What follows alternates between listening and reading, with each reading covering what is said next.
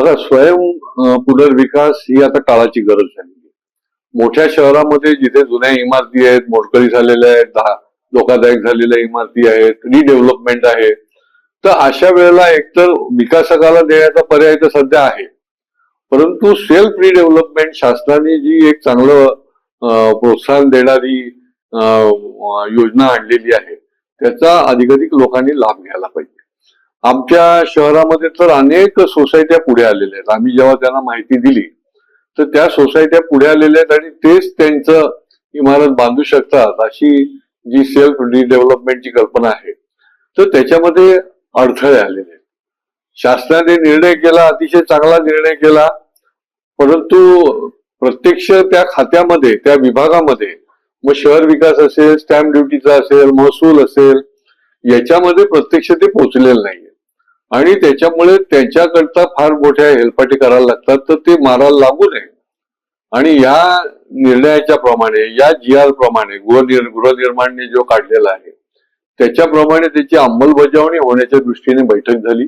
माननीय मंत्री महोदय बावनकुळे साहेबांनी सर्व खात्याच्या प्रतिनिधींनाही त्या ठिकाणी बोलवलं होतं आणि जे जे म्हणून अडथळे आहेत तर त्यांनी त्यांना निर्देश देऊन ते अडथळे पुढच्या काळामध्ये लवकरात लवकर दूर होतील. UDCPR मध्ये पण आवश्यक ते जे बदल करायचे UDच्या माध्यमातून शहर विकासला, तर ते देखील त्या ठिकाणी झाले. तर हे एकदा अडथळे दूर झाले तर हा अतिशय उत्तम, की ज्याच्या तिथल्या राहणाऱ्या रहिवाशांनाच चांगला फायदा होणार आहे आणि त्याच्यामध्ये इंटरेस्ट मध्ये सवलत आहे, अनेक गोष्टी आहेत.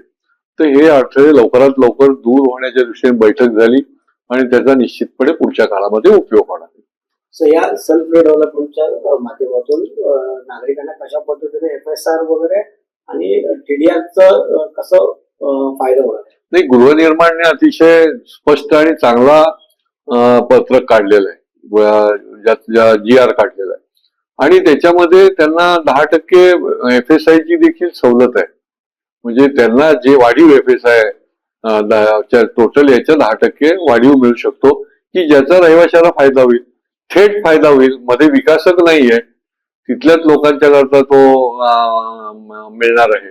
किंवा स्टॅम्प ड्युटीच्या बाबतीमध्ये देखील त्यांना सोसायटीच्या बरोबरच ऍग्रीमेंट राहणार असल्यामुळे स्टॅम्प ड्युटीमध्ये सवलत आहे. बँकेकडनं कर्ज आहे. आमच्या इथे तर जिल्हा बँक आहे, त्यांनी तर ती एक खिडकी उघडलेलीच आहे की सेल्फ रिडेव्हलपमेंट करता आम्ही तुम्हाला कर्ज निश्चितपणे देऊ आणि त्याच्यामध्ये देखील शासनाने 4% सवलत सुचवलेली आहे. आणि त्यामुळे या निर्णया ज्या काही आपल्याला फॅसिलिटी आहेत त्याच्या माध्यमातून याला प्रोत्साहन देण्याची गरज आहे. हे अडथळे दूर झाले तर अनेक सोसायट्या पुढे येतील आणि ते सेल्फ रिडेव्हलपमेंटला जातील. सर, 7/12 वरती एखाद्या व्यक्तीचं नाव असेल तर त्याला ते डिजिटल कार्डच्या संदर्भात काय या संदर्भात माहिती नाही. आता काय होत आहे की आता ज्या ज्या ठिकाणी हे प्रॉपर्टी कार्डामध्ये कन्व्हर्जन चालू आहे, पण 7/12 मध्ये जेवढी जागा दाखवली जाते ती प्रॉपर्टी कार्डामध्ये दाखवली जात नाही, अशा प्रकारच्या खूप मोठ्या प्रमाणात तक्रारी आहेत आणि त्याच्या दृष्टीने देखील ते नुकसानच आहे. एका दृष्टीने त्याच्यात अनेक प्रकारच्या चुका आहेत. जेव्हा प्रॉपर्टी कार्ड बनवलं जातं तर ते चुका होऊ नयेत म्हणून त्यांनी अतिशय हा क्रांतिकारी पण निर्णय घेतला आहे की 7/12च तुम्ही प्रॉपर्टी कार्ड करा, त्याच्यामध्ये काही दुरुस्ती करण्याचं काही कारण नाही, जे 7/12 वर आहे. आणि त्याच्यामुळे महाराष्ट्रातल्या 1,30,000 सोसायटी आहेत. शेवटी त्यांचं कन्व्हेन्स जेव्हा डीप कन्व्हेन्स होतं त्यावेळेला देखील त्याचा त्यांना फायदा होणार आहे आणि त्यांना आहे त्या जागा प्रॉपर्टी कार्डामध्ये नोंद होणार आहे आणि त्याचा फायदा थेट रहिवाशांना या माध्यमातून होईल.